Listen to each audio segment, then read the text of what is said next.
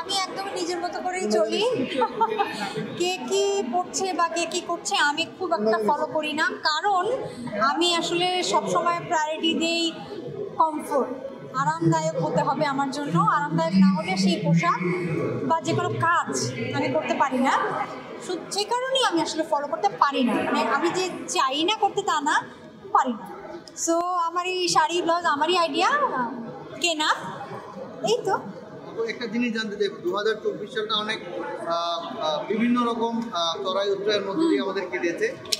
2024 সাল শেষের দিকে 25 সাল একদম দোরগোড়ায়, সেখান থেকে 2024-এর পরিপ্রেক্ষিতে 25-এর প্রত্যাশা কী হবে একজন শিল্পী হিসাবে ইন্ডাস্ট্রি নিয়ে? আমার তো প্রত্যাশা অনেক, আর 2024 আসলে আমার জন্য অনেক ভালোই গেল। আপনারা সবাই জানেন যে শরতের জবা হলে মুক্তি পেয়েছে 2 মাস আগে। আজকে থেকে 12 ডিসেম্বর আজকে থেকে আইস্ক্রিনে যাচ্ছে ওটিটিতে। যারা হলে গিয়ে দেখতে পারেননি তাদেরকে বলবো আপনারা ঘরে বসে মাত্র 20 টাকা দিয়ে শরতের জবা দেখতে পারবেন। আইস্ক্রিন সাবস্ক্রাইব করতে হবে সেক্ষেত্রে। তো আমার জন্য তো খুবই আনন্দদায়ক গেল বছরটা, আপনাদের সবাইকে নিয়ে।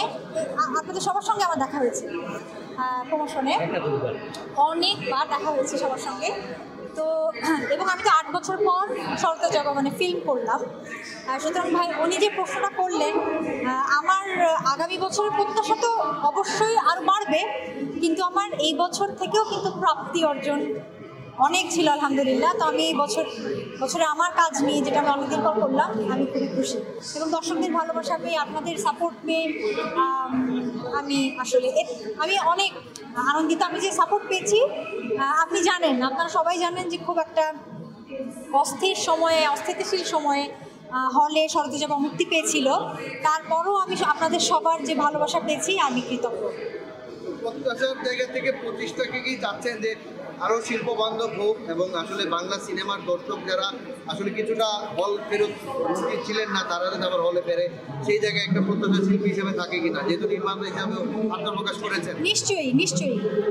হ্যাঁ, আপনি এটা খুব ভালো কথা বলেছেন। যেহেতু আমি প্রডিউসও করেছি প্রথমবারের মতো, নির্মাণ করেছি প্রথমবারের মতো, চিত্রনাট্য ইনফ্যাক্ট প্রথমবারের মতোই, সেক্ষেত্রে আমার তো আশা অনেক বেশি থাকবে। কারণ আমি যদি প্রডিউসার হিসেবে বলি, তাহলে আসলে আমি যে টাকা লগ্নি করেছি সেটা যদি ফিরে না আসে, দর্শক যদি হলে না যায়, তাহলে তো আমি এরপর আবার টাকা লগ্নি করতে সাহস পাবো কি?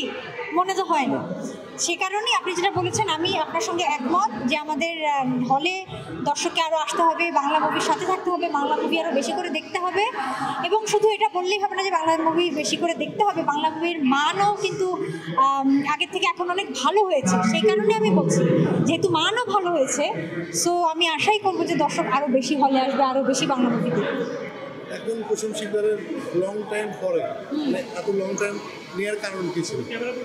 একসময় তো আমরা দেখেছি যে কুসুম শিকদারের অনেক নাটক, লং টাইম কেন? হ্যাঁ, আমি 8 বছর পর ফিল্ম করলাম। নাটক যদি ধরি তাহলে মানে 6 বছর পর কাজ করলাম। আমার একটু ব্যক্তিগত অসুবিধা ছিল, কিছু সীমাবদ্ধতা ছিল, সে কারণে আমি কাজ করিনি, আসলে করতে চাইনি। তো আবার আসলাম, এটাই তো ভালো খবর যে আবার আসলাম। কারণ কিছু এই ব্যক্তিগত কিছু সমস্যা ছিল।